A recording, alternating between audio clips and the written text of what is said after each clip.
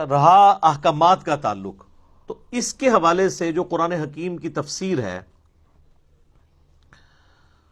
سب سے بیسٹ تفسیر وہ تفسیر ہوگی جو قرآن حکیم کی آیات اور صحیح الاسناد احادیث کی روشنی میں ہوگی۔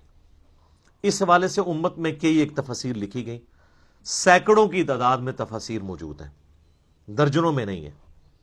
لیکن سب سے پہلے جو اسلام میں قرآن حکیم کو بنیاد بنا کے جو تفسیر لکھی گئی، وہ 4 صدی ہجری میں ایک بزرگ فوت ہوئے ہیں، آپ 3 صدی ہجری کا بھی ان کو کہہ سکتے ہیں، 310 ہجری میں وہ فوت ہوئے، ابن جریر طبری رحمہ اللہ تعالی، المتوفى 310 ہجری۔ آپ سمجھ لیں امام بخاری امام مسلم کے ہم اثر ہیں آلموسٹ۔ امام بخاری 256 ہجری میں فوت ہوئے، امام مسلم 261 میں، یہ 310 میں فوت ہوئے۔ ان کی تفسیر کو کہا جاتا ہے تفسیر ابن جریر یا تفسیر طبری بھی۔ انہوں نے تاریخ کی بھی ایک کتاب لکھی ہے، وہ تاریخ طبری ہے۔ یہ ایک پہلی کوشش تھی قرآن حکیم کی تفسیر، اور یہ بڑی ڈیٹیلڈ تفسیر ہے۔ ابھی تک اس کا اردو ترجمہ نہیں آیا۔ تاریخ ابن جریر یعنی تاریخ طبری کا اردو ترجمہ آ گیا ہے، لیکن تفسیر ابن جریر کا ابھی تک نہیں آیا۔ البتہ اس کی اگر آپ نے تلخیص دیکھنی ہو تو 8ویں صدی ہجری میں ایک بہت بڑے محدث گزرے ہیں، حافظ عماد الدین ابن کثیر رحمہ اللہ تعالی، المتوفى 774 ہجری، 774 ہجری میں فوت ہوئے۔ انہوں نے تفسیر لکھی، اسے تفسیر ابن کثیر کہا جاتا ہے۔ وہ مارکیٹ میں 6 جلدوں میں اویلیبل ہے اردو ترجمے کے ساتھ۔ اب تو اس کا اگلا ورژن بھی آ چکا ہے، تحکیم اور تخریج کے ساتھ بھی آ گئی ہے۔ قرآن حکیم کی سب سے بیسٹ تفسیر بالروایا، احادیث کی روشنی میں، روایات کی روشنی میں پوری دنیا میں جو مانی جاتی ہے، وہ تفسیر ابن کثیر ہے۔ اگرچہ اس میں بھی کئی ایک دیو مالائی قصے کہانیاں بھی انہوں نے لکھ دی ہیں، ان کو اگر چھوڑ دیا جائے، اور جو کچھ جعلی روایتیں بھی لکھ دیں ان کو بھی چھوڑ دیا جائے، اور صرف صحیح الاسناد احادیث کو دیکھا جائے، تو اس سے بیسٹ کوئی تفسیر نہیں ہے۔ اب مارکیٹ میں چونکہ یہ تخریج اور تحکیم کے ساتھ شیخ البانی رحمہ اللہ تعالی اور شیخ زبیر علی زئی رحمہ اللہ تعالی کی تحکیم کے ساتھ اویلیبل ہے، تو آپ کو صحیح اور ضعیف کا فرق پتہ چل جائے گا۔ مکتبہ اسلامیہ نے، جن کی یہ مشکات چھپی ہوئی ہے، 6 جلدوں میں انہوں نے شیخ زبیر صاحب کی تحکیم کے ساتھ تفسیر ابن کثیر چھاپی ہوئی ہے۔ PDF بھی آپ کو گوگل میں مل جائے گا۔ کمال کا کام ہے وہ۔ اس میں شیخ صاحب نے صحیح ضعیف کا فرق اور جو من گھڑت قصے کہانیاں تھیں ان کو، یعنی وہ لکھی تو ہوئی ہیں لیکن ان کے نیچے فٹ نوٹ پہ لکھ دیا کہ ان کی کوئی اثر نہیں ہے۔ اور وہی چیزیں ہیں جو لوگ پھر غلط عقیدوں کی بنیاد بنا کے پیش کرتے ہیں۔ جی وہ تفسیر ابن کثیر میں بھی لکھا ہوا ہے۔ تفسیر ابن کثیر میں لکھا ہونے کا یہ مطلب نہیں کہ قرآن و حدیث میں لکھا ہوا ہے۔ ایک عالم ہے، اس نے کوئی ایک واقعہ لکھ دیا، اس میں تو بڑے عشق مشوقی والے بھی واقعات لکھے ہوئے ہیں، ان کی کوئی اصل نہیں ہے۔ ہاں، حافظ ابن کثیر جو آیت لے کے آئے، جو حدیث لے کے آئے، اس کو آپ فالو کریں گے۔ باقی انہوں نے جو واقعات لکھ دیے کچھ، ان کی کوئی حقیقت نہیں ہے، نہ اس کو بنیاد بنا کے کوئی عقیدہ رکھا جا سکتا ہے۔ عقیدے کا سورس کتاب و سنت ہے۔ تفسیر ابن کثیر چونکہ ڈیٹیلڈ ہے، اس لیے یعنی لوگوں کے لیے پڑھنے میں بھی تردد ہوتا ہے۔ اسی کو مزید تلخیص کے ساتھ ایک جلد کے اندر اہل حدیث مکتبہ فکر کی جانب سے بڑا اچھا کام ہوا ہے۔ احسن البیان ایک قرآن کی تفسیر ہے، حافظ صلاح الدین یوسف صاحب کی، آلموسٹ ان کی 90 سال کے قریب عمر ہے۔ دارالاسلام والوں کا اکثر وہی کام کر رہے ہوتے ہیں۔ سعودی عرب سے بھی حاجیوں کو جو مفت تفسیر دی جاتی ہے وہ وہی ہے۔ پاکستان میں بھی آپ کو احسن البیان کے نام سے دارالاسلام والوں سے مل جائے گی۔ اس کا ایک بڑے یعنی سائز میں بھی ورژن آ چکا ہے۔ اس میں ریڈ اور بلیک کلر، 2 کلرز انہوں نے یوز کیے ہیں۔ ریفرنسز ریڈ کلر میں ہیں اور رائٹنگ بلیک کلر میں، فونٹ بھی موٹا ہے۔ اور سب سے بڑی خوبی یہ ہے کہ تفسیر جو ہے وہ نچلے والے ہاف پورشن میں ہوئی ہے۔ پہلے تو آپ کو پتہ تفسیریں سائیڈ حاشیے پہ چھپتی تھی، تو وہ حاشیہ ڈھونڈتے ہوئے آدھا ادھر ہوتا تھا، آدھا ادھر ہوتا تھا، تو انہوں نے آدھا حصہ جو ہے وہ عربی اور ترجمے کے لیے رکھا ہے، اور نیچے والا ہاف حصہ جو ہے اس کی تفسیر کے لیے۔ حاجیوں کو یہ مفت دیا جاتا ہے۔ وہ حاجیوں والا جو ورژن ہے وہ چھوٹے سائز میں، اس کی ہینڈ رائٹنگ بھی چھوٹی ہے، بال پڑھی جا سکتی ہے، لیکن یہ جو ابھی اٹلی سے پرنٹ کروایا ہے دارالاسلام والوں نے، وہ بڑے سائز میں ہے، اور اس کی قیمت بھی آلموسٹ 1200 روپے ہوگی اس وقت، لیکن بڑے اچھے کاغذ کے اوپر ہے۔ باقی تو دارالاسلام والے آلموسٹ ڈبل ٹرپل قیمت ہی کتابوں کی لگا رہے ہوتے ہیں، لیکن قرآن کے ساتھ شکر انہوں نے یہ ظلم نہیں کیا، قرآن کی قیمت انہوں نے بڑی اچھی رکھی ہوئی ہے۔ تو وہ آپ دارالاسلام والا قرآن احسن البیان لیں، اگرچہ اس میں بھی کئی ایک خامیاں ہیں، اور وہ خامیاں اس وجہ سے ہیں کہ صلاح الدین یوسف صاحب کا ایک اپنا خاص مزاج ہے، وہ انہوں نے اپنا مزاج بھی اس میں کچھ داخل کیا ہے، میں نے وقتاً فوقتاً اس کو ہائی لائٹ کیا، اس کو ضرورت نہیں ہے، بٹ اوورآل اس وقت جتنی تفسیر اویلیبل ہیں ان میں ایک آپ کو مختصر تفسیر کے طور پہ وہ ایک اچھی تفسیر مل جائے گی ایک جلد کے اندر۔ لیکن ان تمام تفسیر میں آپ کو ایک کمزوری نظر آئے گی، اور وہ یہ ہے کہ یہ آج کے دور کے انسان کے ساتھ کئی معاملات میں مس فٹ ہے۔ ظاہر حافظ ابن کثیر نے جو تفسیر لکھی، اس کو لکھے ہوئے بھی آلموسٹ 650 سال ہو چکے ہیں۔ اب 650 سال میں دنیا چینج ہو چکی ہے، عقائد کے اختلافات نئے آ چکے ہیں۔ حافظ صاحب کے زمانے میں تو علم غیب، حاضر و ناظر، یہ والے ایشوز تو نہیں تھے۔ اب زیادہ تر ایشوز جو ہیں وہ ان عقیدوں کے حوالے سے ہیں، تو اس لیے یہ چیزیں آپ کو وہاں پہ خالی نظر آئیں گی۔ اس میں حافظ صاحب کا کوئی قصور نہیں ہے، ظاہر اس زمانے میں ایشو ہوتے تو وہ یقیناً اس کو ایڈریس کرتے۔ لیکن ایک چیز جو میں سمجھتا ہوں ان تفسیر میں کمزوری ہے، وہ یہ ہے کہ قرآن حکیم جگہ جگہ تورات، زبور، انجیل کے حوالے پیش کرتا ہے، ایتونی بکتاب من قبل ھذا او اثارۃ من علم ان کنتم صادقین، لاؤ میرے پاس جو تمہارے پاس الہامی کتابیں موجود ہیں۔ اس طریقے سے سورہ آل عمران میں آتا ہے کہ تورات لے کے آؤ، اس میں پڑھ کے دیکھو کہ جو تم عقیدے اڈاپٹ کیے ہوئے ہو، اونٹ کے گوشت کے حوالے سے کانٹیکسٹ میں خصوصاً بات ہو رہی تھی سورہ نساء کے اندر، سورہ آل عمران کے اندر پارہ نمبر 4 کے سٹارٹ میں۔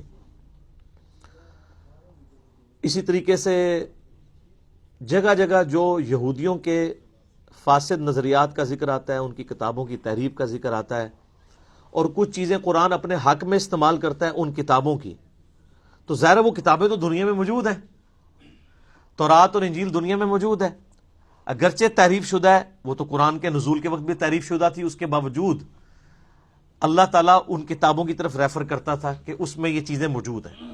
آج بھی جو اسٹیبلش تورات، انجیل اور صحائف جو ہیں وہ بنی اسرائیل کے پیغمبروں کے، وہ انجیل مقدس کے نام سے Anarkali society, Bible society Anarkali Lahore والوں نے پرنٹ کی ہے، اس میں وہ ساری چیزیں موجود ہیں۔ جب قرآن ان چیزوں کے حوالے پیش کرتا ہے تو ہمارے مفسرین کا یہ کام تھا کہ اس وقت وہ محنت کر کے ان حوالوں کو تلاش کرتے ہیں، لیکن معذرت کے ساتھ یہ کام حافظ ابن کثیر نے نہیں کیا، اور یہ اتنی بڑی کمزوری ہے کہ جس کی وجہ سے ایک آج کا پڑھا لکھا نوجوان جب ان چیزوں کو پڑھتا ہے تو وہ کنفیوز ہوتا ہے کہ بھی جب قرآن اس کی بات کرتا ہے تو پھر لائن تورات میں وہ آیات کہاں موجود ہیں، رجم کی سزا کے حوالے سے ہوں یا باقی چیزیں ہوں۔ یہ کام امت میں ایک بندے نے کیا ہے، اور اس نے وہ کام کر کے ان ساری تفسیروں کو پیچھے چھوڑ دیا۔ میرے خیال میں اسلامک ہسٹری میں علا وجہ بصیرت، میں چونکہ اکثر تفسیر پڑھ چکا ہوں، قرآن پاک کی سب سے بیسٹ تفسیر اگر کسی بندے نے کی ہے نا تو وہ مولانا مودودی رحمہ اللہ تعالی ہے، تفہیم القرآن۔ تفہیم القرآن کا صرف آپ مقدمہ ہی پڑھ لینا تو آپ کو اس کے اندر جو بجلی بھری ہوئی ہے وہ سمجھ آ جائے گی۔ ڈاکٹر اسرار صاحب کی زندگی کیوں بدلی ہے؟ تفہیم القرآن کی وجہ سے۔ پوری دنیا میں اس وقت قرآن کے اوپر جتنی آوازیں اٹھی ہیں نا، سب کو اگر آپ ڈیپ ڈگ کریں گے نا تو پیچھے مودودی صاحب نکلیں گے۔ ڈاکٹر فرحت ہاشمی، ون وومن آرمی، ان کے والد صاحب سرگودا میں جماعت اسلامی کے امیر تھے۔ ڈاکٹر فرحت ہاشمی بھی مولانا مودودی کا فیض ہے۔ ڈاکٹر اسرار صاحب تو ان کے ڈائریکٹ شاگرد ہیں۔ ڈاکٹر اسرار صاحب نے بیان القرآن میں سورہ یوسف کی ریکارڈنگ کے دوران یہ بات خود سنائی، ویڈیو میں ریکارڈڈ ہے۔ وہ کہتے ہیں کہ جب پارٹیشن ہوئی تو پنجاب میں، جو مشرقی پنجاب ہے جو اس وقت انڈیا میں، محصور ایک علاقہ تھا، اس علاقے کا نام بھی محصور تھا، اور کہتے ہیں اس میں ہم محصور بھی ہو گئے، اور میں میٹرک کا اسٹوڈنٹ تھا۔ تو کہتے ہیں ہم مورچے بنا کے مسلمانوں کی حفاظت کے لیے بیٹھے ہوتے تھے، پورا دن کرنے کو کوئی کام نہیں ہوتا تھا، تو ان دنوں مولانا مودودی رحمہ اللہ کی جو تفسیر ہے تفہیم القرآن، یہ ان کا جو رسالہ نکلتا تھا ترجمان القرآن، اسی کے نام پہ انہوں نے پبلیکیشن بھی بنائی ہوئی ہے ترجمان القرآن کے نام سے۔ تو اس میں مودودی صاحب کی تفسیر چھپ رہی تھی، تو ان دنوں سورہ یوسف کے اوپر مودودی صاحب لکھ رہے تھے۔ تو کہتے ہیں میرا بڑا بھائی جو ہے وہ جماعت اسلامی میں تھا، میں میٹرک میں تھا، میں نے عربی رکھی ہوئی تھی، عربی مجھے بھی آتی تھی، فارسی بھی تھوڑی بہت آتی تھی، تو میں نے ترجمان القرآن سے سورہ یوسف کی مودودی صاحب کی تفسیر جب پڑھنی شروع کی تو میرا دل قرآن کی طرف مائل ہوا، تو پھر میں نے ارادہ کیا کہ میں نے قرآن کا علم حاصل کرنا ہے۔ ویسے کنگ ایڈورڈ سے وہ میڈیکل ڈاکٹر بھی بن کے فارغ ہوئے، لیکن پیرلل میں انہوں نے مودودی صاحب سے اور امین احسن اصلاحی صاحب سے قرآن کی تعلیم بھی حاصل کی۔ تو وہ کہتے ہیں سورہ یوسف کی تفسیر نے میری زندگی بدل دی۔ مولانا مودودی نے سورہ یوسف کی جو تفسیر کیا، آپ سارے پرانے بزرگوں کی تفسیریں اٹھا کے دیکھ لیں، اینڈ پہ آپ مودودی صاحب کی تفسیر پڑھیں تو آپ کو اتنا فرق نظر آئے گا جتنا ایک پرائمری پاس اور پی ایچ ڈی میں نظر آتا ہے۔ کیوں؟ سورہ یوسف میں حضرت یوسف علیہ السلام کا جو واقعہ بیان ہوا ہے نا، اس کا ایک ورژن تورات کے اندر بھی موجود ہے۔ تورات، زبور، انجیل وہ کٹھی چھپی ہوئی ہے، جو انجیل مقدس، پورا حضرت یوسف علیہ السلام کا ذکر اس میں موجود ہے۔ جو شروع کا چیپٹر ہے پیدائش، کس طریقے سے یوسف علیہ السلام کے بھائیوں نے ان کے ساتھ کیا، اور اس طریقے سے سارے معاملات چلے۔ اب قرآن پاک میں بھی سورہ یوسف میں حضرت یوسف علیہ السلام کی پوری بایوگرافی ہے، لیکن تورات اور یوسف علیہ السلام کا جو واقعہ قرآن میں آیا یہ آپس میں میچ نہیں کرتے۔ کئی جگہ باتیں میچ کرتی ہیں، کئی جگہ فرق ہیں۔ اب اس وقت یہ ضرورت تھی کہ قرآن کی جب تفسیر لکھی جائے، اور قرآن پرانی الہامی کتابوں کا بھی ذکر کرتا ہے، تو کسی عالم کو تو چاہیے تھا ان 1400 سالوں میں کہ وہ ان کی الہامی کتابیں اٹھاتا، اس میں سے وہ آیات نقل کرتا، پھر قرآن کی آیات نقل کرتا، پھر ان کو کمپیئر کرتا اور بتاتا کہ کس کا ورژن درست ہے، کس کا غلط ہے۔ زیرو کام ہوا ہوا ہے اس کے اوپر، کسی پرانے بزرگ نے کام نہیں کیا۔ یہ جو پرانے بزرگوں کی لکیر پیٹتے رہتے ہیں نا، یہ میرے ساتھ آ کے بات کریں، میں ان کو بتاؤں پرانے بزرگوں نے کتنی چیزیں جو ہیں ان کو ان اٹینڈڈ چھوڑا ہے جو ضرورت تھی، اور وہ کمزوریاں آ کے بعد کے لوگوں نے پوری کی ہیں۔ یہ تو ذالک فضل اللہ یؤتی من یشاء۔ اب آپ سر محنت کریں، یہاں 100 کے قریب لوگ بیٹھے ہیں، باقی ہزاروں لوگ ہماری ویڈیوز دیکھتے ہیں۔ آپ سورہ یوسف کی تفسیر تفہیم القرآن میں پڑھیں، آپ کو اگر خرید نہیں سکتے پی ڈی ایف ہماری ویب سائٹ سے ڈاؤن لوڈ کر لیں، اور اس کے بعد آپ ابن کثیر کو اٹھا لیں، تبری کو اٹھا لیں، احسن البیان اٹھا لیں، اور جتنی تفسیریں ہیں، تبیان القرآن غلام سو سعیدی صاحب کی اٹھا لیں، آپ کو زمین و آسمان کا فرق نظر آئے گا۔ مودودی صاحب نے ساری وہ تورات کی آیات لکھی ہیں، اور جہاں جہاں وہ قرآن سے ڈفرنس کرتی ہیں ان کا فرق بتایا، اور پھر انہوں نے ثابت کیا ہے عقلاً کہ یہ تورات کی سٹیٹمنٹ جو ہے یہ چینج ہوئی ہوئی ہے، قرآن جو بات کر رہا ہے یہی بات فٹ ان بیٹھتی ہے۔ عقل کے پیرائے کے اوپر انہوں نے ایک ایک چیز کو ثابت کیا۔ یہ تو میں ایک آپ کو ورژن بتا رہا ہوں، اس کے علاوہ بھی قرآن حکیم میں جہاں جہاں وہ آیات آتی ہیں جس میں اللہ تعالیٰ تورات کی طرف مائل کرتا ہے تو وہ ڈھونڈ کے لے کے آتے ہیں وہ آیات۔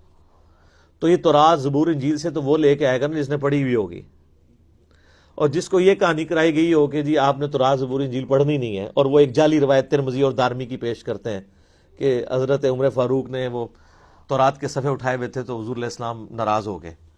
یہ تو ان اصول محدثین پہ روایت ہی ضعیف ہے، یہ قرآن کے بھی خلاف ہے۔ قرآن تو کہتا ہے ایتونی بکتاب من قبل ھذا او اثارۃ من علم ان کنتم صادقین۔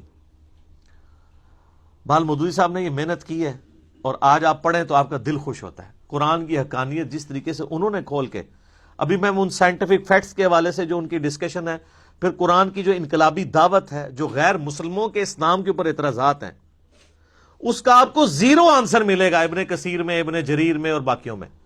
لیکن مودودی صاحب وہ ساری سائنٹیفک چیزیں، وہ سارے علمی اعتراضات، چاہے وہ جدید تھے یا قدیم تھے، ان کو آخری درجے تک جا کے ایڈریس کرتے ہیں کہ ایک بندے کا دل اشش کر اٹھتا ہے کہ یار اس بندے، اور میں حیران ہوں کہ اس بندے نے، اس زمانے میں نہ کوئی سافٹ ویئر تھے، نہ حدیث کی کتابیں ہر بندے کی پہنچ میں تھی، اس بندے نے اتنا انٹلیکچوئل کام کیا ہے، اور پھر جو اللہ نے ان کو روانگی دی تھی قلم کی، ماشاء اللہ تعالی لا حول ولا قوت الا باللہ۔ اور یہ آپ پڑھ کے دیکھیں گے تو، میں نے تو ساری پڑھی ہوئی ہے نا، میں تو اینڈ پہ تفہیم القرآن پہ پہنچا تو مجھے آئیڈیا ہوا کہ پوری دنیا کے اندر انٹلیکچوئلز کیوں تفہیم القرآن کا ذکر کرتے ہیں، تو وہ آپ کو آئیڈیا ہوگا۔ تفہیم القرآن آپ ضرور خریدیں۔ ادارہ ترجمان القرآن والوں نے اب کمپیوٹر کمپوزنگ کے ساتھ بھی تفہیم القرآن چھاپ دی ہے۔ پہلے تو وہ ہینڈ ریٹن تھی نا کاتب کی، وہ خیر کاتب بھی وہ بڑا کلاس کا کاتب تھا، جس نے لکھی ہوئی تھی، لیکن ظاہر ہے کمپیوٹر کمپوزنگ والی ذرا فونٹ بڑا کر دیا انہوں نے، تو عام مکتبوں سے آپ خریدیں گے تو آپ کو بڑی مہنگی ڈبل قیمت لگاتے ہیں۔ بہتر یہ ہے کہ آپ جماعت اسلامی کے جو آپ کے دفاتر ہیں اپنے علاقوں میں، ان کے پاس جائیں، ان کو کہیں ہول سیل پرائس کے اوپر لگائیں، تو وہ آدھی قیمت پہ آپ کو آلموسٹ ملے گی۔ اب خلافت و ملوکیت مارکیٹ میں 400 روپے کی بک رہی ہے جو نئی انہوں نے پرنٹ کی ہے، ہول سیل پہ اس کی قیمت جو ہے 240 روپے ہے۔ کتنا فرق ہے؟ تو وہ آپ تفہیم القرآن اگر کوئی خرید نہیں سکتا تو وہ ہماری ویب سائٹ پہ جائے، گوگل میں جائے، آپ کو اس کا پی ڈی ایف مل جائے گا، P D F download کر لیں، وہ تو فریلی اویلیبل ہے۔ کوئی بھی ایشو ہو آپ تفہیم القرآن کو کھول کے پڑھیں، انشاءاللہ آپ کو آخری درجے تک چیزیں کلیئر ہوں گی کہ یہ اختلاف کیا تھا اور اس کی کیا شکل ہے۔ ایون اہل تشیع کی کتابوں کے ریفرنسز بھی تھے نا، جو وہ بھی مولانا مودودی نے جمع کیے ہیں۔ یعنی سیدنا عمر کا دفاع کرنا پڑا سورہ نور کی آیت نمبر 55 میں خلافت کے حوالے سے کہ اللہ تعالیٰ جو وہ اہل ایمان کو زمین میں خلافت دے گا، تو نہج البلاغہ سے مولا علی کا خطبہ انہوں نے نقل کیا ہے، جو جنگ قادسیہ میں حضرت عمر جا رہے تھے تو مولا علی نے ان کو روکا تھا اور کہا تھا کہ اللہ تعالیٰ نے آپ کو مسلمانوں کا مرکز بنایا، اگر آپ شہید ہو گئے تو پیچھے ہمارا شرازہ بکھر جائے گا۔ اب یہ نہج البلاغہ میں خطبہ لکھا ہوا تھا شیعہ کی کتاب میں، کسی کو نظر نہیں آیا، حافظ ابن کثیر کو نظر نہیں آئی نہج البلاغہ، لیکن اب جب شیعہ کے سامنے آتا ہے تو اب شیعہ کے لیے وہ خطبہ پڑھ کے خلفائے راشدین کی شان کو سمجھنا آسان ہے بنسبت ہماری کتابوں کے ریفرنسز کے، تو مودودی صاحب نے وہ نقل کیا۔ میں یعنی تفہیم القرآن کی اگر آپ کو انالیسس کروں تو مجھے یہاں پہ کم از کم 30-40 گھنٹے چاہیے، شروع سے لے کے اینڈ تک، کہ اللہ تعالیٰ نے اس بندے سے کتنا بڑا کام لیا۔ تو تفہیم القرآن ضرور آپ لوگ خریدیں، کیونکہ لوگ پوچھتے ہیں مجھے کون سی تفسیر پڑھیں، میں کہتا ہوں ساری پڑھیں، اس کے بعد اینڈ پہ تفہیم القرآن بھی پڑھیں، تو آپ کو انشاءاللہ فرق نظر آئے گا کہ انہوں نے کتنا بڑا کام کیا ہے۔